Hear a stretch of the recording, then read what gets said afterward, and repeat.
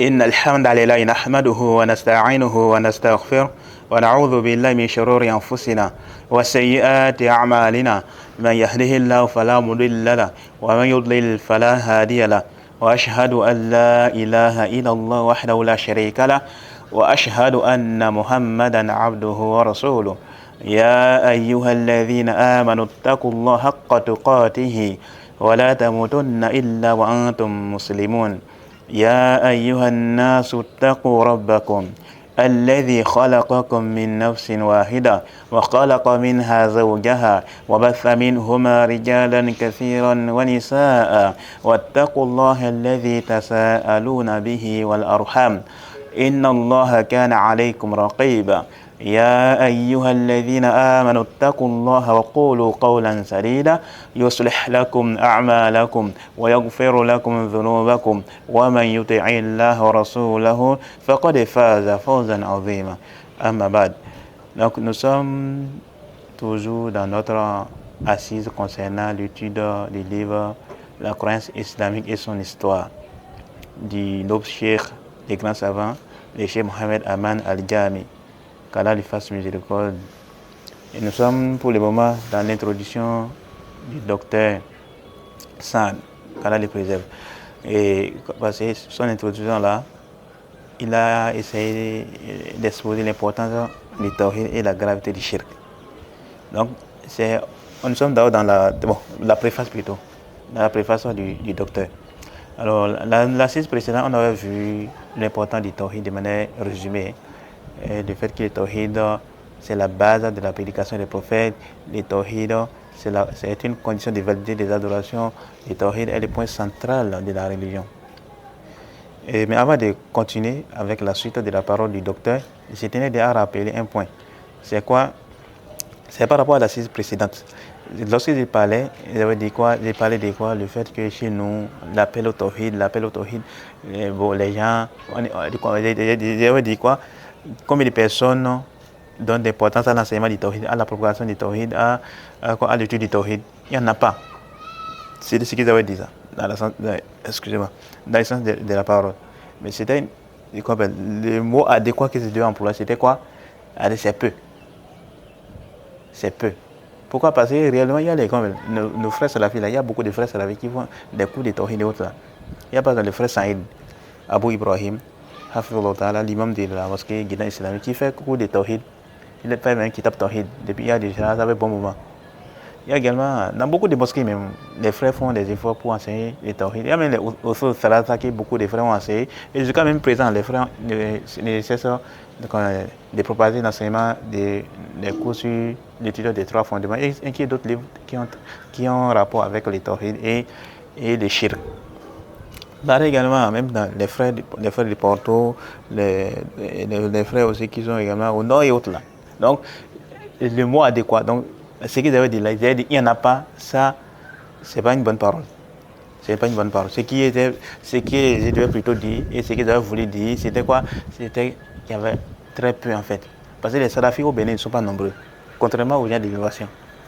Quand on regarde la population béninoise, les musulmans qui se trouvent là, et quand on regarde les musulmans qui se trouvent au Bénin, comparés aux salafis, on voit que les salafis sont très très peu en fait. Mais maintenant, parmi les peu de salafis qu'il y a certains de nos frères qui font des efforts pour enseigner le tawhid. Donc quand j'ai parlé à combien de personnes, il y a combien de personnes qui donnent d'importance au tawhid, ils avaient dit il n'y a pas. Donc le mieux c'était de dire c'est peu. Mais c'était les frères salafis qui fournissent énormément d'efforts pour propager l'enseignement du tawhid, la mise en garde contre les shirk et autres là. Mais en ce qui concerne les autres imams qui sont très actifs dans l'enseignement.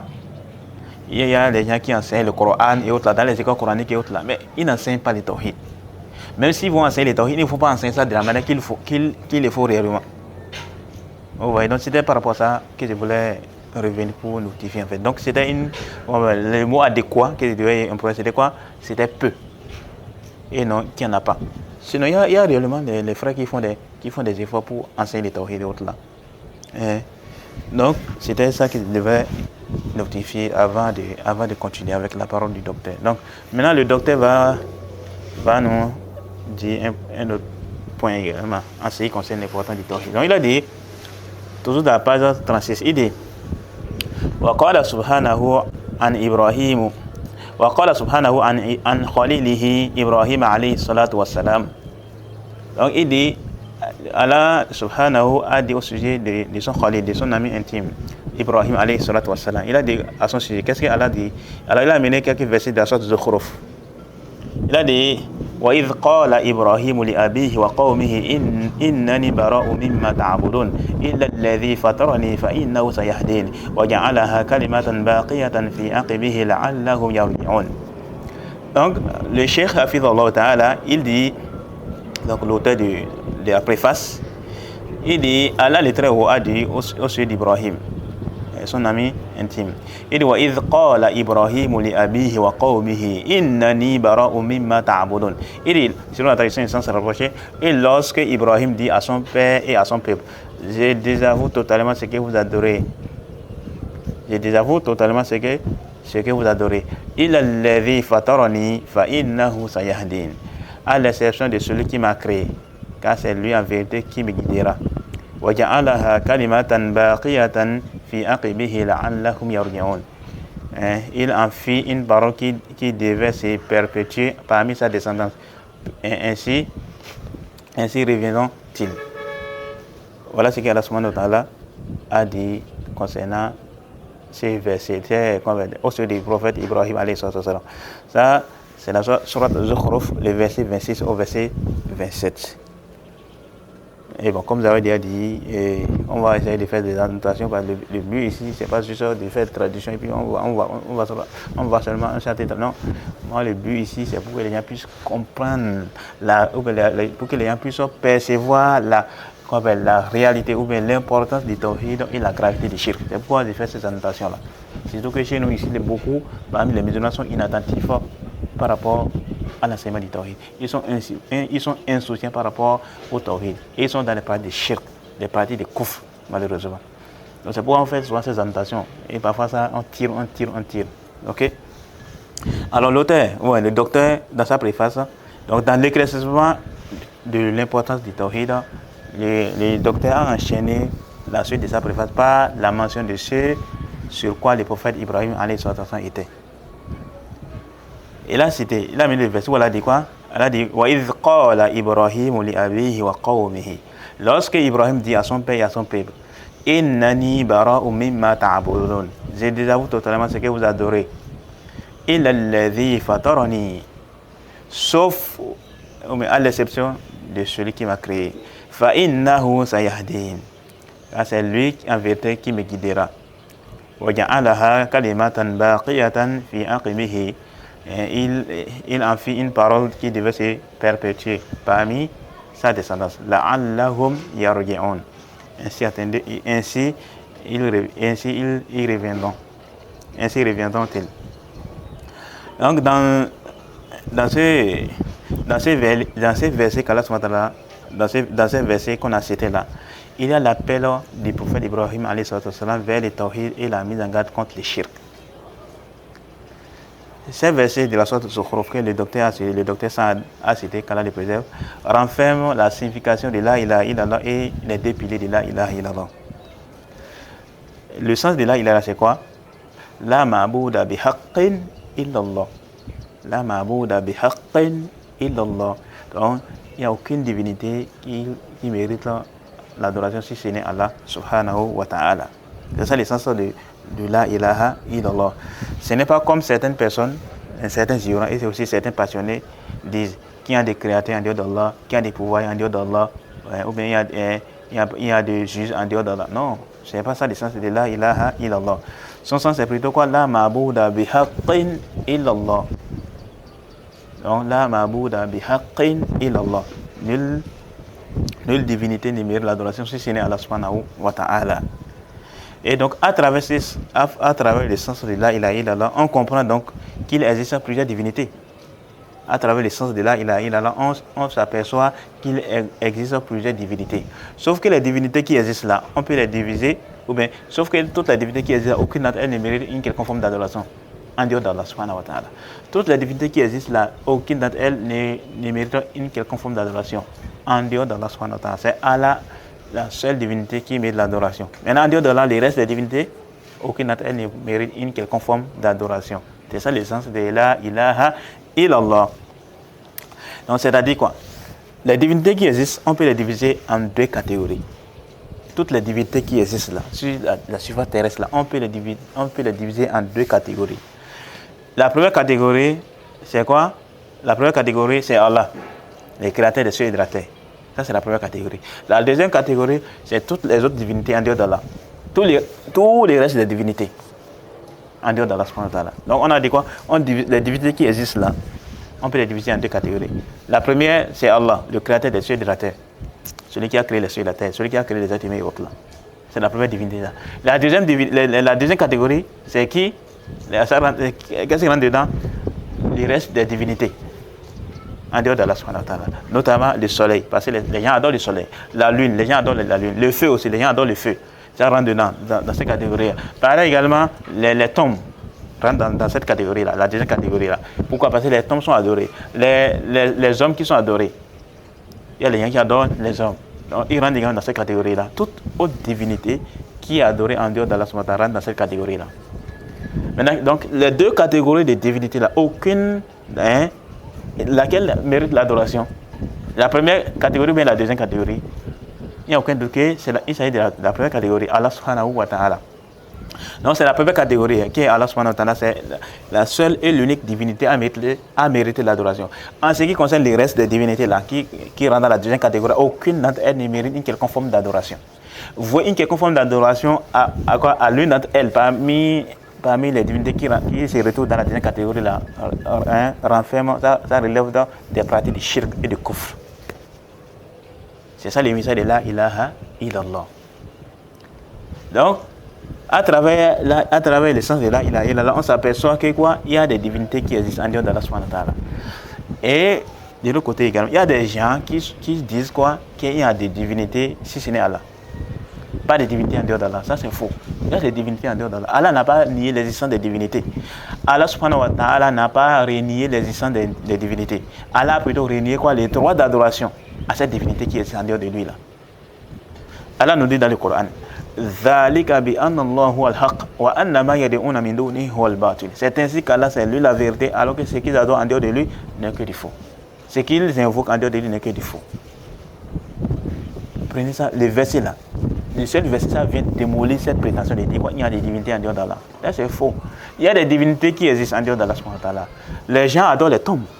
Les gens adorent les mausolées. Les gens adorent les arbres. Les gens adorent les pierres. Les gens adorent le feu. Les gens adorent le soleil. Les gens adorent la lune.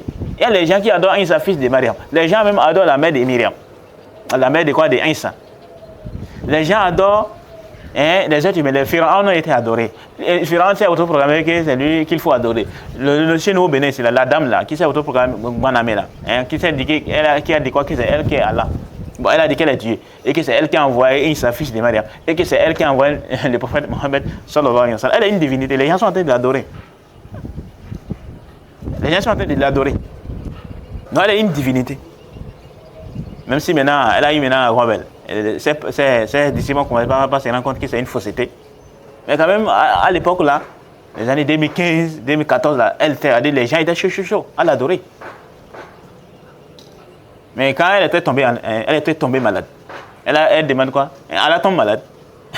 Elle est tombée malade, elle demande à ses fidèles de cotiser des milliards, non, je ne sais même plus, pour qu'on puisse la soigner et autres là. Un Dieu qui tombe malade. Allahumma salli. Les gens ne raisonnent même pas, on dirait même. Un Dieu qui tombe malade. Allahumma salli. Donc les vaudous également qui pratiquent qui font les pratiques de shirk, qui adorent d'autres divinités en dehors de la subhanahu wa ta'ala. Il y a des divinités qui existent en dehors de la subhanahu wa ta'ala. Le Coran prouve l'existence des divinités en dehors de la subhanahu wa ta'ala. Le prophète lui-même, il a reconnu l'existence des divinités en dehors de la subhanahu wa ta'ala. Mais le problème n'est pas là. Le problème c'est quoi? Le fait d'adorer cette divinité qui existe en dehors d'Allah. C'est là le problème en fait. Tu ne dois pas les adorer. Donc, le soleil que les gens sont en train d'adorer là, les gens ne doivent pas les adorer. La lune que les gens sont en train d'adorer, normalement les gens ne doivent pas les adorer. La tombe que les gens adorent, ou bien les mausolées, ou bien les arbres, ou bien les pierres, toutes ces choses que les gens adorent là, normalement on ne doit pas les adorer. On ne devait pas les adorer. Excusez-moi. Qui est-ce qu'on devait adorer? C'est Allah subhanahu wa ta'ala, le créateur des cieux et de la terre. C'est lui seul on doit adorer. Mais le fait de délaisser son adoration uniquement, excusez-moi, pour aller dédier, pour aller offrir ou bien vouer une quelconque forme d'adoration à autre que lui, alors ça relève des pratiques de shirk, des pratiques de kufr. Et c'était ça le combat des messagers, le combat des prophètes. Quand Allah subhanahu wa ta'ala les a envoyés vers leur communauté. C'était également le combat des prédicateurs, des réformateurs. Mais malheureusement, combien de personnes s'attachent à ça? Combien de personnes se cramponnent à ça? C'est peu, il y a très peu de personnes. Chez nous au Bénin même d'ailleurs, très peu de personnes expliquent réellement les sens là, il a là. C'est pourquoi tu vois beaucoup sont quoi dans des conceptions terribles. C'est pourquoi tu vois quoi beaucoup de personnes sont quoi, ils sont en contradiction avec les implications de là, il a là. Malheureusement. Donc il y a des donc on doit fournir énormément d'efforts pour enseigner la réalité de là, il a là. Ça veut dire quoi là, il a là. Son sens, ses mérites, ses conditions, ses piliers, on doit enseigner ça. Et alhamdulillah, beaucoup de savants ont fait des écrits par rapport à ça. Il y a par exemple le Cheikh Fawzan Hafidhullah Ta'ala qui a un écrit par rapport à ça. Là, il a le Cheikh Abdurrazak Al-Badr aussi. Il y a le Cheikh Raslan aussi. Le Cheikh Ubaid Al-Jabiri. Il a même expliqué Shurut la ilaha illallah. Et ce sont des choses vraiment très magnifiques. Qu'Allah lui fasse miséricorde. Donc on doit faire quoi? On doit fournir des efforts pour enseigner ce qui ça veut dire là, il a. Parce que beaucoup parmi nous là, les musulmans, surtout au Bénin, c'est là, ils vont seulement dire là, il a, mais tu vas voir quoi, il est en contradiction avec les implications de là, il a. Mais Quraysh, il ne disait pas ça, il ne faisait pas ça. Quraysh, ils avaient compris le sens de là, il a. Ils avaient compris les implications de là, il a. Et donc lorsque le prophète les a invités à ça, ils ont refusé catégoriquement. Quand le prophète dit quoi? Quand le prophète les a dit quoi? Sallallahu alayhi wa sallam. Qulu la ilaha illallah tuflihu. Dites la ilaha illallah et vous aurez la réussite. Qu'est-ce qu'ils ont répondu? Aja'ala al-alihata ilahan wahida. Va-t-il réduire toute cette divinité en une divinité unique? Donc ils ont compris que lorsqu'ils vont prononcer cette parole-là, qui consiste à attester qu'il n'y a aucune divinité qui met l'adoration en dehors d'Allah, alors ça doit les obliger à faire quoi? À abandonner toute forme d'adoration vouée à toute divinité en dehors d'Allah subhanahu wa ta'ala. Toute forme d'adoration vouée à autre qu'Allah subhanahu wa ta'ala, ils devaient les abandonner. Donc l'At qu'ils adoraient, Al-Unza qu'ils adoraient, Al-Mana qu'ils adoraient, et autres divinités qu'ils adoraient là, ils devaient les abandonner. Ils devaient délaisser ça. Pour s'accrocher à quoi? À l'adoration d'Allah uniquement, sans rien lui associer. Ils avaient compris ça. Toutes les formes d'adoration, que ce soit la prière, que ce soit la zakat, que ce soit le hajj, que ce soit les invocations, que ce soit la demande de secours, que ce soit la demande d'aide, que ce soit la peur, que ce soit les tawakkul, peu importe cette forme d'adoration, que ce soit les adorations du cœur ou bien les adorations des mamans apparents, ils devaient s'en écarter. Ils devaient s'écarter de ces formes d'adoration-là. Ils devaient s'écarter de vouer toutes ces formes d'adoration à autre qu'Allah. Pour s'accrocher à quoi? À l'adoration d'Allah uniquement, sans rien lui associer. Ils avaient compris ça. Voilà pour quelle raison ils ont refusé. Comme eux, ils ne voulaient pas ça. Et c'est là ils ont quoi? Ils ont déclaré la guerre au prophète sallallahu alayhi wa sallam et ses compagnons. Mais aujourd'hui, là, beaucoup parmi nous, les musulmans, là, il y a beaucoup qui vont te dire là, il a là. Ils sont en train de dire même matin, midi, soir, en train de chanter même. Dans les invocations, ils sont en train de répéter ça. Mais tu les vois, ils sont en train de porter des talismans. Ils sont en train de quoi? C'est lui qui se rend, c'est les marabouts. C'est lui qui se rend, c'est les charlatans. C'est lui qui quoi? C'est lui qui va se rendre chez quelqu'un là pour pouvoir faire quoi? Ils vont dire quoi? Comme on va gbasser. Les termes que certains ils aiment utiliser. On va gbasser. On va te gbasser. Ils cherchent femme. Ils veulent que la fille accepte. Donc il va dire quoi? Il a gbasser la femme là. Il va faire la sorcellerie. Il faut regarder tout ça. N'est-ce pas que c'est très grave? Les musulmans, hein? Des musulmans. On ne parle même pas des mécréants. Les musulmans parmi nous.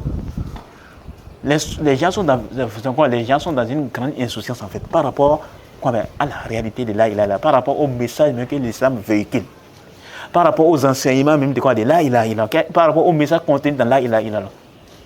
Certains vont dire quoi? Ils vont faire quoi? Non, on veut se marier, donc je veux que ma fille reste bien avec son mari, donc il ira se voir un charlatan ou un marabout pour dire quoi?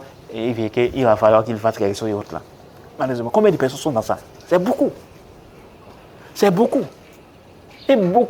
Et on n'enseigne pas en fait.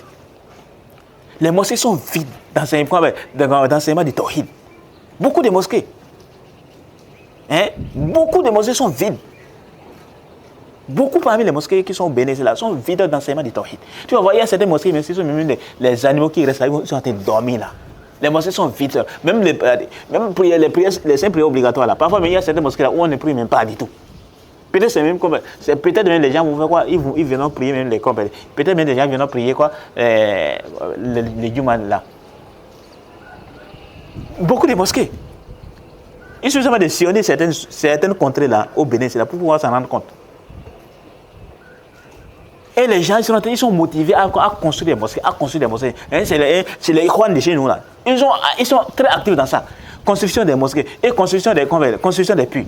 Mais c'est où l'enseignement même là. L'enseignement, les gens, on a très soif de connaître la réalité du tawhid au Bénin ici. Les musulmans ont très soif de ça. Où se trouve l'enseignement de ça? Il n'y en a pas. Il n'y en a pas. Donc c'est grave en fait. L'enseignement du tawhid, c'est très très peu. Par rapport à la population, parmi la population béninoise. Par rapport aux musulmans parmi la population béninoise. Il faut regarder au nord, il y a beaucoup de musulmans là. Mais combien de personnes ne cessent d'être dans les parties de shirk?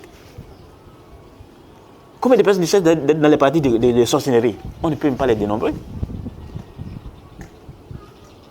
Et ils vont te dire que, on se dit le matin, ils me disent là, il a. Mais tu dis là, il a. Et quoi, tu viens contrôler les messages de là, il a. À travers tes pratiques de sorcellerie, de quoi, de shirk, de kouf. Qu'Allah nous guide et qu'Allah nous facilite. Donc ça c'est quoi? C'est le premier point que je devais évoquer là. Donc il y a les divinités qui existent là. Dire qu'il y a des divinités en dehors d'Allah, ça c'est faux. Il n'y a pas de divinités en dehors d'Allah. Il y a des divinités en dehors d'Allah. Il y a des divinités en dehors d'Allah. Dit qu'il n'y a pas de divinité en dehors d'Allah, ça c'est faux. Il y a des divinités en dehors d'Allah. Allah lui-même a reconnu l'existence des divinités en dehors de lui. Le problème c'est quoi? Le fait de donner, le fait d'offrir, ou bien le fait de vouer une quelconque forme d'adoration à cette divinité qui existe en dehors d'Allah. C'est là le problème en fait. Le Coran, donc quand Allah nous dit quoi? Donc c'est ainsi qu'Allah, c'est lui la vérité, et ce qu'ils invoquent en dehors de lui n'est que du faux. On comprend donc de là que quoi? Que Allah subhanahu wa ta'ala, toute divinité, on comprend donc de là qu'il y a quoi? Qu'il y a des divinités en dehors d'Allah subhanahu wa ta'ala. Sauf que ces divinités qui existent en dehors d'Allah ne sont que des fausses divinités. Et donc la seule et l'unique vraie divinité qui existe, c'est Allah subhanahu wa ta'ala, le créateur des cieux et de la terre. Les soins de l'univers. Et donc c'est à lui on doit vouer notre culte. C'est à lui qu'on doit vouer nos différentes formes d'adoration. Le vouer à autre que lui relève du plus grand des péchés. Ok, donc en résumé, on va dire quoi? Allah c'est la vraie divinité qu'il faut adorer. Les restes des divinités qui existent, on ne doit pas les adorer. Donc maintenant, donc on va dire quoi? Donc quant à ceux qui disent qu'il y a des divinités en dehors d'Allah, ça c'est faux. Il y a des divinités en dehors d'Allah, ça c'est faux. Il y a des divinités en dehors d'Allah, mais sauf qu'on va dire quoi? Là, ça dit quoi? Il y a des divinités qui méritent l'adoration. Bihaqqin, qui méritent. Donc le droit d'adoration là, c'est qui? C'est Allah subhanahu wa ta'ala. C'est Allah subhanahu wa ta'ala. Et donc les savants nous disent quoi? Là, il a deux sens. Deux piliers plutôt, excusez-moi. Il y a al-ithbat, il y a al-nafi et al-ithbat. Il y a l'infirmation, mais la négation et l'affirmation. La négation, c'est quoi? Le fait d'infirmer les droits d'adoration pour autres divinités en dehors d'Allah subhanahu wa ta'ala. Donc le fait d'infirmer quoi? Que par exemple le soleil mérite une quelconque forme d'adoration. Le fait d'infirmer que quoi, les tombes méritent une quelconque forme d'adoration. Le fait d'infirmer les mausolées, donc toutes les divinités qui existent, tout ce qui est adoré en dehors d'Allah subhanahu wa ta'ala, on doit infirmer, on ne doit pas reconnaître le droit d'adoration à cette divinité-là. Reconnaître que cette divinité mérite une quelconque forme d'adoration relève des pratiques de shirk, des conceptions de shirk, des conceptions de kufr. Donc on doit quoi? Infirmer quoi? Les droits d'adoration pour autres divinités en dehors d'Allah. Ça, c'est le premier pilier. Ça. Le deuxième pilier, c'est le fait d'affirmer les droits d'adoration uniquement et exclusivement. Les droits d'adoration. Le fait d'affirmer l'adoration d'Allah uniquement et exclusivement sans aucun associé. Voilà les deux piliers. L'infirmation et l'affirmation. Et les deux là vont de pair. L'un ne va sans l'autre. Les deux doivent être présents. Tu ne peux pas infirmer et laisser l'affirmation. Et laisser quoi? et laisser l'affirmation de côté. Ou bien tu ne peux pas affirmer et laisser une affirmation de côté. Non. Il faut les deux ensemble. Les deux, là, ils doivent être ensemble. Si l'un manque, alors il y a un problème. Et pire encore, si les deux là manquent. Si les deux manquent. Donc c'est très grave en fait. Donc, et ça, on voit ça dans beaucoup de passages des versets du Coran. Allah subhanahu wa ta'ala nous expose les deux piliers là. Il faut regarder, Allah nous dit quoi? Wa'abudullah wa la tushriku bihi shay'a. Adorer Allah et ne lui donner aucun associé. Allah a donné quoi? Il y a quoi? L'information et l'affirmation dans les versets. Wa'abudullah wa la tushriku bihi shay'a. Allah nous dit également فَمَنْ يَكْفُرْ بِالطَّاغُوتِ وَيُؤْمِنْ بِاللَّهِ فَقَدِ اسْتَمْسَكَ بِالْعُرْوَةِ الْوُثْقَى. Et quiconque me croit au Tagout, tandis qu'il croit en Allah, Allah dit quoi? Quiconque me croit, donc le kufr, vous avez dit quoi du Tagout? Vous avez dit rebelles, les Tagout. Donc quiconque me croit au Tagout, aux fausses divinités, tandis qu'il croit en Allah, c'est l'ensemble la plus solide. Il y a tout ça, en fait. Voilà les deux piliers. Dans beaucoup de passages du Coran, quand on lit là, quand on voit l'ordre d'adorer Allah, on voit en même temps l'interdiction d'adorer autre que lui. Les deux là vont de paix. C'est pourquoi dire quoi? L'adoration, on peut les gens qui pratiquent l'adoration, on peut les diviser en trois catégories. Il y a ceux qui adorent Allah et en même temps ils adorent autre qu'Allah. Et les Quraysh étaient parmi rentrent dans cette catégorie-là. Quraysh, il arrivait des fois où Quraysh adorait Allah, il arrivait également, ils adoraient autre qu'Allah.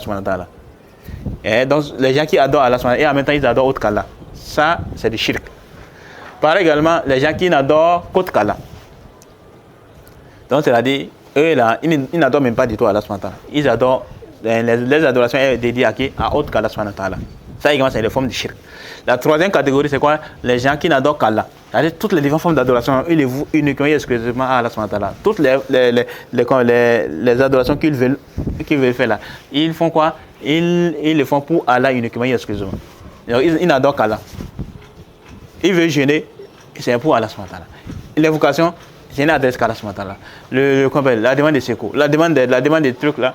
Toutes les différentes formes d'adoration là, c'est voué uniquement et exclusivement à Allah subhanahu wa ta'ala. Il n'adore autre qu'Allah. Il n'adore pas quelqu'un d'autre en dehors d'Allah subhanahu wa ta'ala. Aucune divinité en dehors d'Allah subhanahu wa ta'ala. Ça c'est la troisième catégorie. Et c'est ce qu'Allah subhanahu wa ta'ala demande. L'adoration d'Allah uniquement et exclusivement sans rien lui associer. Donc le fait d'adorer Allah subhanahu wa ta'ala et en même temps le fait d'adorer autre que lui, c'est quoi? C'est pas accepté de la part d'Allah subhanahu wa ta'ala. On a vu les hadiths d'Abu Huraira dans la séance passée. Pareil également les gens qui n'adorent leur adoration est vouée à autre qu'Allah subhanahu wa ta'ala. Donc toutes les différentes formes d'adoration qu'ils font là, c'est dédié à autre qu'Allah subhanahu wa ta'ala. Peut-être le feu, peut-être le soleil, peut-être les arbres, peut-être les tombes, peut-être les mausolées et autres là. Ça également c'est une pratique du shirk. Donc il faut toujours les deux, l'information et l'affirmation. Le fait de s'écarter de ça, ça relève d'un égarement évident. Donc ça c'est l'un des points qu'on tire concernant ce verset-là où Allah subhanahu wa ta'ala nous a parlé du prophète Ibrahim. Il a dit quoi? Wa idh qala Ibrahim li abihi wa qawmihi. Donc on a dit quoi? Qui a le sens de là, il a là dans le verset là. Donc soyez attentifs. Il a dit quoi? Wa idh qala Ibrahim li abihi wa qawmihi. Donc lorsque Ibrahim a dit à son père, innani bara'un mimma ta'budun. Il a dit quoi? Je désavoue totalement ce que vous adorez. Sauf, à l'exception de celui qui m'a créé, car c'est lui en vérité qui me guidera. Donc il y a ici l'information et l'affirmation. L'information c'est où? Ça c'est l'information. Et l'affirmation c'est où? Donc là, et ça c'est l'affirmation. Il a accepté Allah subhanahu wa ta'ala. Donc c'est ça en fait. On voit ça beaucoup dans le Coran. L'affirmation et l'information, les deux là vont de pair. L'un ne doit pas être absent. Il faut la présence des deux. L'information et l'affirmation. Ensuite également, par rapport à ces versets, parmi également les choses qu'on retient de ces versets-là, les choses de Khorof, où Allah a parlé du prophète Ibrahim alayhi salatu wassalam, il y a quoi? C'est un point important. L'approbation du Tawhid Rububiyya, le fait quoi? Bon, on va dire quoi? Dans la parole du prophète Ibrahim alayhi salatu wassalam, on retient également un point important qu'on retrouve dans plusieurs versets du Coran. C'est quoi ce point-là? Le fait qu'on utilise parfois le Tawhid Rububiyya pour prouver le Tawhid al-Uluhiyya. Pourquoi? Car le Tawhid Rububiyya implique le Tawhid al-Uluhiyya. Dans plusieurs passages du Coran, on voit ça en fait. Le tawhid rububiyya concerne les actes d'Allah subhanahu wa ta'ala. Le tawhid al-uluhiyya concerne les actes des serviteurs. Le tawhid rububiyya c'est quoi? Ifradullahi bi af'alihi. Ifradullahi bi af'alihi, le fait d'unifier Allah subhanahu wa ta'ala par ses actes. Et le tawhid al-uluhiyya, donc le tawhid rububiyya, c'est le tawhid de la seigneurie. Maintenant, le tawhid al-uluhiyya, on appelle aussi tawhid al-ibada. C'est quoi? Ifradullahi bi af'alil ibad. Le fait d'unifier Allah par les actes des serviteurs, par les œuvres des serviteurs. Donc, les serviteurs, eux, ce sont les serviteurs qui doivent œuvrer uniquement et exclusivement pour Allah subhanahu wa ta'ala. Les différentes formes d'adoration, ils se doivent de l'offrir uniquement et exclusivement à Allah subhanahu wa ta'ala. Donc, le tawhid rububiyya, le tawhid uluhiyya concerne les actes des serviteurs, alors que le tawhid rububiyya concerne les actes d'Allah subhanahu wa ta'ala. Maintenant, dans le Coran, on voit ça passer, beaucoup de personnes n'ont pas accepté le tawhid de l'adoration, le tawhid al-uluhiyya, le tawhid de l'adoration, qui concerne les actes des serviteurs. Beaucoup de personnes rejettent ça. Maintenant, contrairement au tawhid rububiyya, beaucoup de personnes reconnaissent ça dans la création. Beaucoup de personnes reconnaissent ça dans la création. Et donc parfois dans le Coran, on voit quoi? Allah subhanahu wa ta'ala n'ont pas dit tawhid rububiyya pour prouver le tawhid al-uluhiyya. Comment ça? Et prenons d'abord le cas d'Ibrahim alayhi salatu wassalam. Dans la parole du prophète Ibrahim alayhi salatu wassalam, qu'est-ce qu'il a dit? Il a dit quoi? Soyez attentifs. Il a dit quoi? Innani bara'u mimma ta'budun illa alladhi fatarani. Il a dit quoi? Sauf celui qui m'a créé. Fa'innahu sayahdin. Fa'innahu sayahdin. Quand c'est lui en vérité qui me guidera. Qu'est-ce qui guide? C'est Allah subhanahu wa ta'ala. Donc ça concerne les actes d'Allah. Donc quand on dit tawhid rububiyya, ça concerne les actes d'Allah. C'est Allah qui a créé les soins par des néants. C'est lui qui appauvrit, c'est lui qui nourrit, c'est lui qui enrichit, c'est lui qui donne, c'est lui qui est capable de te faire tomber malade, c'est lui qui est capable de te donner la santé et autres là. Tout ne se passe qu'avec la volonté d'Allah subhanahu wa ta'ala. Quand quelqu'un est malade, ce n'est que pas la volonté d'Allah subhanahu wa ta'ala. Dans une autre occasion, on va parler des actes d'Allah subhanahu wa ta'ala. Ok, mais ici de manière résumée, c'est ça en fait. La maladie vient, c'est vrai, il y a des causes qui ont fait ça, mais la base, c'est de qui? C'est un problème de la part d'Allah subhanahu wa ta'ala. Et maintenant, il y a une sagesse derrière ça. Il se peut maintenant qu'Allah subhanahu wa ta'ala a voulu que tu tombes malade, soit à cause de quoi? Pour te purifier de tes péchés, ou soit pour t'élever en degré. Et autres là, pour t'éprouver. Autres, est-ce que tu vois quoi? Tu seras reconnaissant ou pas? Donc c'est pour t'éprouver en fait. Quand Allah subhanahu wa ta'ala, il te fait tomber malade et autres là. Alors c'est connu. Hein? Et les mérites par rapport à la maladie, il y a des hadiths qui sont venus par rapport à ça. Maintenant, si toi tu es malade, toi tu sais très bien que c'est Allah subhanahu wa ta'ala qui a appauvri. C'est Allah subhanahu wa ta'ala qui enrichit. C'est Allah subhanahu wa ta'ala qui donne la santé. C'est lui qui donne la vie. C'est lui qui donne la mort. Toi tu connais ça. Donc ça va te pousser à faire quoi? À te tourner vers lui. Excusez-moi. Lorsque tu reconnais que c'est Allah subhanahu wa ta'ala qui a fait ça, c'est Allah qui est capable de ça là. Quand tu reconnais ça, ça concerne quoi? Les tawhid rububiyya. Parce que ça concerne les actes d'Allah subhanahu wa ta'ala. Maintenant, quand tu vas te tourner vers lui là, par exemple, tu es malade. Tu sais que ce n'est que pas la volonté d'Allah. Là, tu vas te tourner vers lui pour pouvoir retrouver la santé. Quand tu te tournes vers lui là, pour retrouver la santé, là, quand tu te tournes vers Allah subhanahu wa ta'ala, le créateur de la terre, pour retrouver la santé, qu'est-ce qu'il est en train de faire là? Tu es en train de faire quoi là? En train de l'adorer. Tu es en train de le demander. Tu es en train de demander quelque chose à Allah subhanahu wa ta'ala. Et la demande, ça veut partir des formes d'adoration. Le fait de demander à Allah subhanahu wa ta'ala, ça veut partir des formes d'adoration. Ou bien le fait d'invoquer Allah subhanahu wa ta'ala. Tu es malade, donc tu invoques Allah subhanahu wa ta'ala pour retrouver la guérison. Ça veut partir des formes d'adoration. Et donc, qu'est-ce qui se passe? Pourquoi tu l'invoques? Parce que tu sais très bien que c'est lui qui est capable de te donner la guérison. De faire disparaître cette maladie-là, par laquelle tu as été atteinte. Ou bien, lorsque tu es éprouvé, tu étais quoi? Allah subhanahu wa ta'ala éprouvé par la pauvreté. Et par la pauvreté. Et donc quand on a dit ça ne veut pas dire, ça ne remet pas en cause ça ne remet pas en cause le fait de prendre des précautions, les causes pour pouvoir retrouver la guérison. On n'est pas en train de parler de ça ici. On est en train de parler ici celui qui est en train de faire, celui qui fait l'effet. Les causes c'est autre chose. Celui qui fait l'effet lui-même. C'est qui? C'est Allah subhanahu wa ta'ala. Donc c'est de ça qu'on est en train de parler ici. On prend un autre exemple. Quelqu'un qui t'es éprouvé par exemple. Tu étais riche. Et d'un seul coup, Allah subhanahu wa ta'ala t'a appauvri. Quand tu cherches solution, tu vas te tourner vers qui? Vers Allah subhanahu wa ta'ala. Pour pouvoir trouver solution. Quand tu te tournes vers Allah subhanahu wa ta'ala, lorsque tu te tournes vers Allah subhanahu wa ta'ala, tu te tournes vers lui. Pour quelle raison? Parce que tu sais très bien que c'est lui seul qui est capable de résoudre ton problème. C'est lui seul qui est capable de résoudre ton problème. Ou bien par exemple, tu as un problème de fertilité par exemple. Ou bien tu as un problème de quoi? Autre problème. Et là, tu te tournes vers Allah subhanahu wa ta'ala pour trouver solution. Donc, quand tu te tournes vers Allah subhanahu wa ta'ala, pourquoi tu te tournes vers lui? C'est parce que toi, tu crois que c'est lui seul qui est capable de trouver solution à tes problèmes. C'est pourquoi tu t'es tourné vers lui. Ok. Maintenant, lorsque tu t'es tourné vers lui, là, on a cette conception-là. Là, c'est quoi? C'est le tawhid rububiyya. Le tawhid rububiyya, c'est-à-dire quoi? Le fait que tu as eu comme conviction, comme croyance que c'est Allah seul qui est capable, qui est en mesure de te trouver solution à tes problèmes. Donc, tu t'es tourné vers lui pour trouver solution. C'est le tawhid rububiyya. Maintenant, le fait que tu t'es tourné vers lui, tu es en train de mettre en pratique les formes d'adoration. Et là, c'est le tawhid al-uluhiyya. Je ne sais pas si vous comprenez. On voit ça beaucoup dans le Coran. Regardez, dans l'histoire du prophète Ibrahim, il faut voir. Dans la sourate là, c'est quelle sourate là? La sourate de Shu'ara par exemple. Quand Allah subhanahu wa ta'ala nous a parlé de l'histoire du prophète Ibrahim, alayhi salatu wassalam, qu'est-ce qu'il nous a dit? Soyez attentifs. La sourate de Shu'ara. La sourate de Shu'ara, c'est quoi? C'est la sourate 26 du Coran, du Nouveau Coran. Alors, quand Allah subhanahu wa ta'ala il a d'abord parlé de quoi? Des autres prophètes là, des prophètes, pas des autres, du prophète Moussa, alayhi salatu. Quand il a fini de parler du prophète Moussa, il a dit quoi? Au sujet d'Ibrahim. Alors, soyez attentifs. Allah subhanahu wa ta'ala dit à partir du verset, c'est quoi? C'est le verset 69, voilà. Le verset 69 de la sourate 26. Soyez attentifs. Allah nous dit quoi? Au sujet quand il a parlé d'Ibrahim, il a dit Watlu alayhim naba Ibrahim.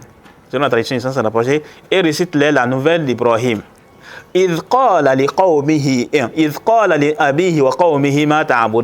Lorsqu'il a dit à son père et à son peuple, qu'est-ce que vous adorez? Qu'adorez-vous?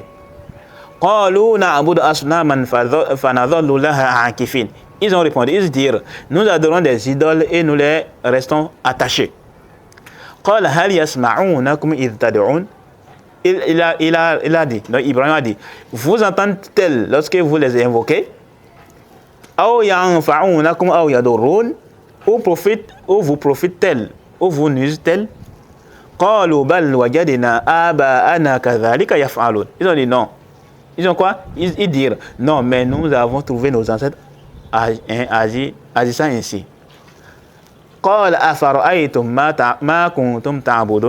Il dit, que dites-vous de ce que vous adoriez? De ce que vous adoriez? Antum wa aba'ukum al-aqdamun, vous et vos vieux ancêtres. Fa innahum aduwwun li illa rabbal alamin. Ils sont tous pour moi des ennemis, sauf le Seigneur de l'univers. Donc il s'est désavoué ici de quoi? De l'adoration d'autres qu'Allah subhanahu wa ta'ala. Et il a dit quoi? Ce sont pour lui, toutes ces divinités qu'ils adorent en dehors d'Allah subhanahu wa ta'ala, ce ne sont que des ennemis pour lui. En dehors de qui? Allah subhanahu wa ta'ala, le Seigneur de l'univers. Illa rabbal alamin, sauf le Seigneur de l'univers. Et il continue à dire quoi? Allazi khalaqani fa huwa yahdin. Celui qui m'a créé et c'est lui qui me guide. Wallazi huwa yut'imuni wa yasqin. C'est lui qui me nourrit et me donne à boire.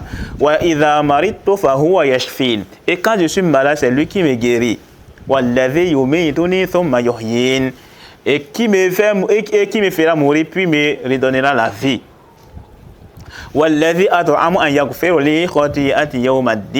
c'est de lui que je convoite le pardon de mes fautes le jour de la résurrection, le jour de la rétribution. Rabbi habili hukma wa alhiqni bis salihin. Seigneur, accorde-moi sagesse et savoir et fais-moi rejoindre les gens bien.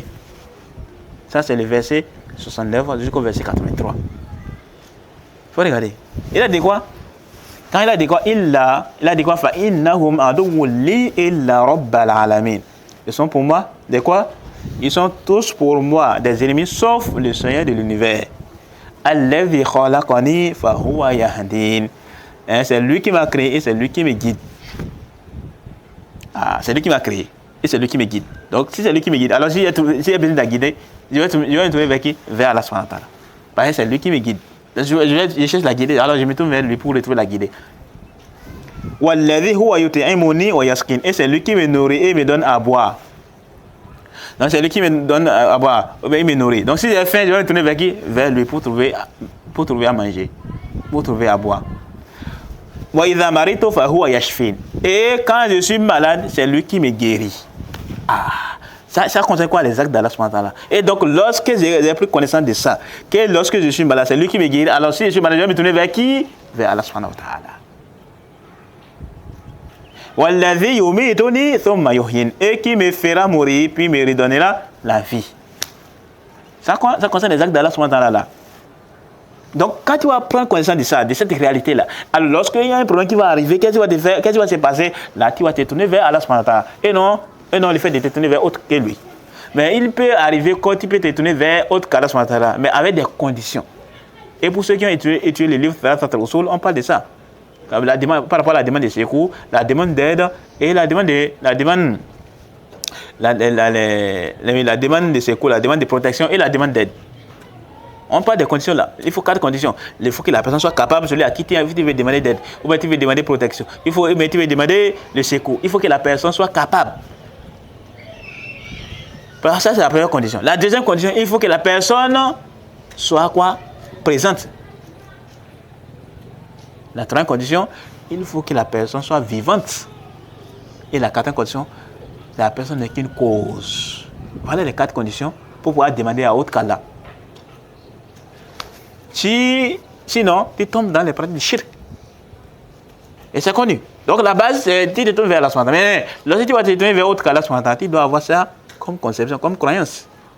Que la personne à qui tu demandes, la personne n'est qu'une cause. La personne à qui tu demandes doit être quoi? Doit être capable. La personne à qui tu demandes doit être quoi? Il doit être vivante. Et autre. Quelqu'un qui se tourne, maintenant, par exemple, vers les marabouts pour demander des trucs. Pour demander à faire fertilité ou autre. Mais le marabout n'est pas capable de ça. Ou bien, on se tourne, Allah a éprouvé les gens du village par la sécheresse. Il ne pleut pas. Il n'y a pas plu. Hein? Ils vont faire quoi? Ils vont se tourner vers les marabouts pour aller chercher plus haut là. C'est quoi? Il y a pas qui sont connus. C'est pas ignoré, surtout les gens qui sont dans les villages, ils savent ça. Ils vont se tourner sur les charlatans, les marabouts, et voilà, pour dire quoi, on voit que la pluie tombe et autres là. Malheureusement, c'est les pratiques qui sont répandues. Donc, quand ils se tournent vers ces marabouts et ces charlatans, ils pensent que ces marabouts sont en mesure de faire quoi? De donner ce qu'ils ont besoin. Alors que c'est Allah seul qui est capable. Donc tu ne peux pas demander à autre qu'Allah dans une chose dont Allah est la seule capable de faire ça. Demander à autre qu'Allah dans une chose dont Allah est la seule divinité qui est capable de faire ça, là, tu es quoi? Tu es tombé dans un grand péché. Hein, le shirk.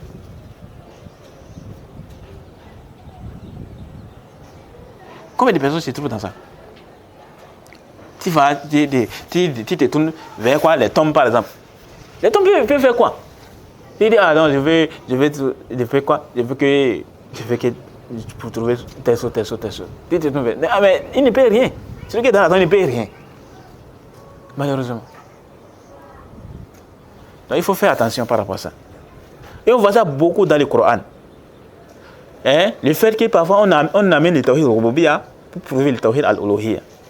Écoutez par exemple, Allah nous a dit, quand Allah subhanahu wa ta'ala a réprimandé Quraysh, lorsqu'il a parlé de Quraysh, dans la sourate Yunus, c'est la sourate Yunus, oui, la sourate 10, le verset 30, je crois c'est le verset 30, ou bien le verset 31, non?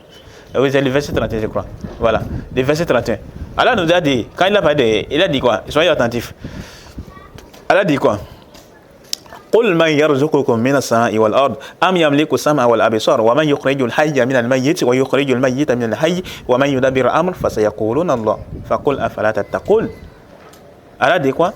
Le verset 31 de la sourate Yunus, la sourate 10. Allah dit قل من يرزقكم من السماء والأرض. Dit qui vous attribue de la nourriture du ciel et de la terre. أم يملك السمع والأبصار, et qui détient lui et la vue. Am yamliku sam'a wal absar, donc qui détient lui et la vie et la vue. Wa man yukhrijul hayya min al mayyit, et qui fait sortir les vivants des morts. Wa yukhrijul mayyita min al hayy, et qui fait sortir les morts des vivants. Wa man yudabbiru al amr, et qui est-ce qui administre tout? Fa sayaquluna Allah, ils répondront très certainement que c'est Allah. Allah dit quoi? Faqul afala tattaqun, ne les croyez-vous donc pas? Donc vous savez très bien que Allah subhanahu wa ta'ala, c'est lui qui vous nourrit du ciel et de la terre. C'est lui qui détient lui la vie et la vie. C'est lui qui fait sortir les morts et des vivants, et c'est lui qui fait sortir les vivants des morts. Et c'est lui qui administre toutes choses. Alors pour quelle raison, lorsqu'il s'agit maintenant des œuvres d'adoration, vous ne vous tenez pas vers Allah subhanahu wa ta'ala pour lui offrir les formes d'adoration, pour lui vouer les différentes formes d'adoration, mais vous vous tournez vers autre que lui, parmi les idoles et autres là. Normalement, c'est avec lui que vous devez également se tourner pour les différentes formes d'adoration. Mais vous ne faites pas ça. Vous vous tournez vers les autres divinités, parmi les idoles et autres là, pour les adorer. Alors ne les créez-vous donc pas? Donc quoi? On nous a Allah subhanahu wa ta'ala, il utilise parfois le tawhid rububiyya pour prouver son tawhid al-uluhiyya. Même dans la sourate là qu'on appelle la sourate Baqarah, le début, le premier ordre qui est venu dans le Coran là. Le premier ordre qui est venu dans le Coran. Allah nous a dit quoi? C'est le verset 21, 22, non? Ou bien, je crois. Allah dit, oui, le verset 20, oui, je crois que c'est le verset 21 et 22 de la sourate Baqarah. Allah dit, soyez attentifs. Allah nous dit, Ya ayyuhan nas, اعبدوا ربكم الذي خلقكم والذي من قبلكم لعلكم تتقون الذي جعل لكم الأرض فراشا والسماء بناء وأنزل من السماء ماء فأخرج به من الثمرات رزقا لكم فلا تجعلوا لله أندادا وأنتم تعلمون. Allah dit quoi? Ya ayyuhan nas, oh vous les gens, u'budu rabbakum, adorez votre Seigneur, alladhi khalaqakum walladhina min qablikum, et qui vous a créé vous et ceux qui vous ont précédé, la'allakum tattaqun, et si attendez-vous la piété. Alladhi ja'ala lakum al-arda firasha, c'est lui qui vous a fait de la terre pour lit, was-samaa binaa, et le ciel pour toi, wa anzala minas samaa'i ma'a, et qui précipite la pluie du ciel. Donc il fait pleuvoir à partir du ciel de l'eau. Et par elle fait surgir toutes sortes de fruits pour vous nourrir. Ne lui donnez pas des égaux. Alors que vous savez ça. Alors que vous savez tout cela. Vous savez quoi? C'est lui qui a créé sur la terre. C'est lui qui vous a créé. C'est lui qui vous nourrit. C'est lui qui a fait de la terre un lit pour vous. C'est lui qui a fait du ciel un toit pour vous. C'est lui qui veut prévoir de la pluie. Et après de là, il fait quoi? Il y a des fruits qui vont sortir pour vous nourrir. Alors, étant donné que vous reconnaissez ça, alors il faut également que ça c'est Allah uniquement qui a fait ça. Il faut également reconnaître que quoi? C'est Allah uniquement qu'on doit adorer. C'est lui seul qu'on doit adorer. On ne doit pas adorer autre divinité en dehors de lui. C'est ça en fait. C'est ça en fait l'argumentation. C'est pourquoi les savants disent quoi? Le tawhid rububiyya implique le tawhid al-uluhiyya. Donc lorsque quelqu'un reconnaît le tawhid rububiyya, normalement ça doit le pousser à adorer Allah uniquement. Ça n'a aucun associé. Et que le tawhid al-uluhiyya contient le tawhid rububiyya. Le tawhid al-uluhiyya contient le tawhid rububiyya. Comment ça? Quand tu adores Allah subhanahu wa ta'ala, tu l'adores parce que tu crois quoi? Ou bien par exemple, tu as un problème et tu te tournes vers Allah subhanahu wa ta'ala pour trouver une solution. Quand tu te tournes vers lui là, tu te tournes vers lui parce que tu as quoi? C'est Allah subhanahu wa ta'ala seul qui est en mesure de te donner ce que tu as besoin là, de répondre à tes besoins. C'est pourquoi tu te tournes vers lui. Et là, c'est le tawhid rububiyya. Quand il y a ça comme concession, c'est justement la raison pour laquelle on dit quoi? Celui qui tombe dans le shirk là, il y a une défaillance dans le tawhid rububiyya. Toute personne qui tombe dans le shirk, quand on observe, attendez, on voit quoi? On s'aperçoit que la personne a une défaillance dans le tawhid rububiyya. Donc, la parole du prophète Ibrahim alayhi salam. Et on voit ça beaucoup dans beaucoup de passages du Coran en fait.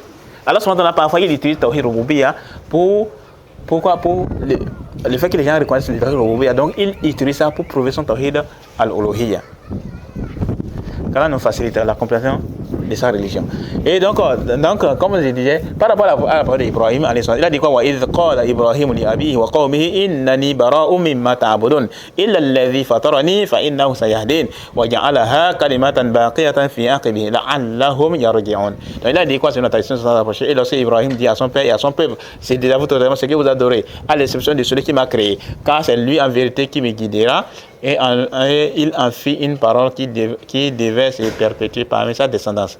Ainsi reviendront-ils. Ainsi ils vont revenir. Et donc, on avait dit quoi? parmi les choses qu'on tient de ce verset-là, de la part d'Ibrahim, il y a quoi? Premièrement, il y a le fait que quoi?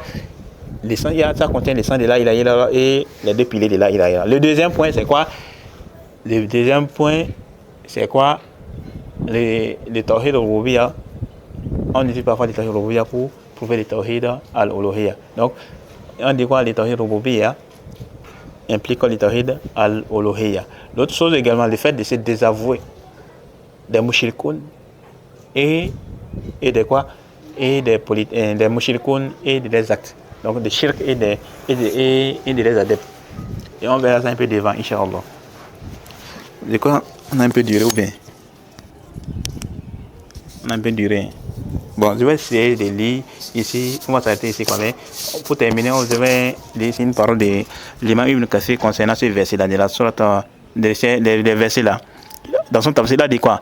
Ibn Kathir a dit par rapport à ces versets. Donc, par rapport à la parole d'Ibrahim, quand il a dit quoi? إذ قال إبراهيم لأبيه وقومه إنني براء مما تعبدون إلا الذي فطرني فإنه سيهدين وجعلها كلمة باقية في عقبه لعلهم يرجعون. Donc, par rapport à ces versets-là, l'imam Ibn Kathir, حفظه الله تعالى رحمه الله, a dit dans son tafsir, il a dit يقول تعالى مخبرا عن عبده ورسوله وخليله إمام الحنفاء ووالد من بعث بعده من الأنبياء الذي تنتسب إليه قريش في نسبها ومذهبها أنه تبرأ من أبيه وقومه في عباداتهم الأوثان فقال إنني براء مما تعبدون إلا الذي فطرني فإنه سيهدين وجعلها كلمة باقية في عقبه. أي هذه الكلمة وهي عبادة الله تعالى وحده لا شريك له وخلق ما سواه من الأوثان وهي لا إله إلا الله أي جعلها دائمة في ذريته يقتدي به فيها Man hadahu Allah min dhurriyyati Ibrahim alayhi salam. Donc l'imam Ibn Kathir rahimahullah, il a dit ceci dans son tafsir. Soyez attentifs. On va s'arrêter par cette parole d'Ibn Kathir quoi. OK? Donc Ibn Kathir dans son tafsir, il a dit ceci.